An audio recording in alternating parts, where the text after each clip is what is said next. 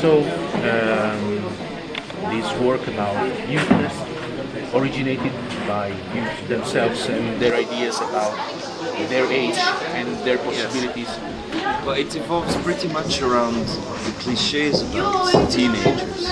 I mean, every adult has a certain view on how teenagers are, and some part of it is true, and some part of it is just something that adults impose on teenagers. So we wanted to play with the idea that teenagers are very much aware of the cliches that are imposed upon them, and that they can play with that. They can choose to behave like typical teenagers, but that they're actually also much smarter than typical cliches. A sort of loop in their reality, something that repeats, but always in a different way, and with different points of view. This is the choice you made to dramatize the work. Yeah, it's. Can you tell us how you started and how the Well, work originated? it started out at one point we were trying to get teenagers as true as possible on stage, not to make them perform a classical play or to perform a text that we as directors would have written. We wanted them to be themselves on the stage and to present that. So at one point we were just telling them sit on chairs and do what you like. And they started to do pretty much what you see in the first scene, like teenagers do. They started to run around and hurt each other and play stupid games and so on. And we were watching that and we thought, this is what we would like to see on stage. And the interesting thing, we are sure that they can reproduce these movements and these actions in different ways, in different moods, and according to different cliches that exist about adolescents. They use drugs, they want to go out and dance all night long, they go to rock festivals, and they sometimes behave like children. I think this play was made in a youth theatre, and most of them already made a lot of played and performed in a lot of plays, but usually with not a lot of freedom. And I think we wanted to show the creativity of youngsters, because very often, also in a political sense, it's very much suppressed. I mean, very often teenagers are seen as a danger or something that has to be somehow kept at hand and to be kept safe.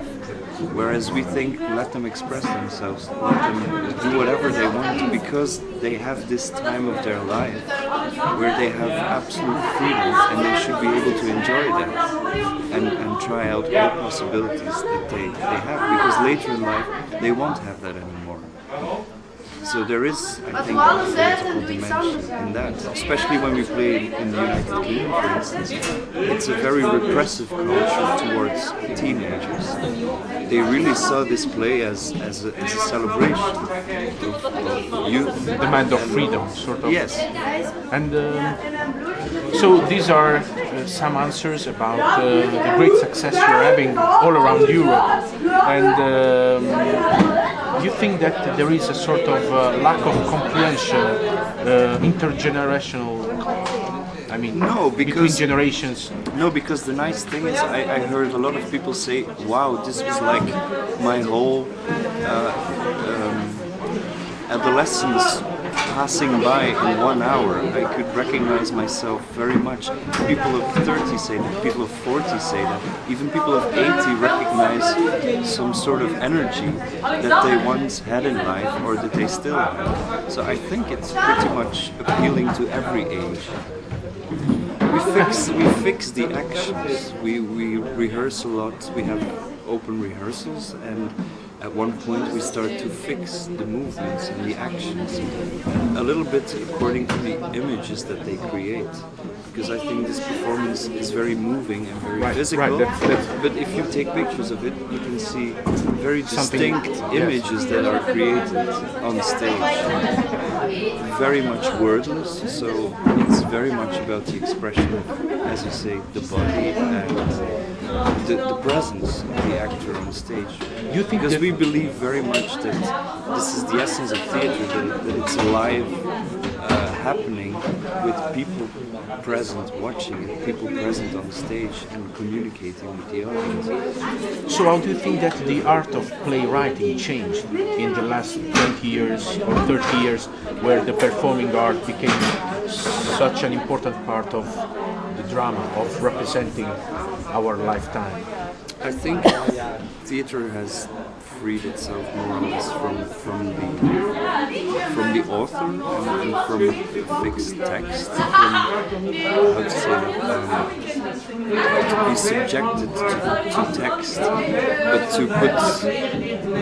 to put the presence of the performer on the first place, which I think is the way theatre has discovered its own essence again, more or less.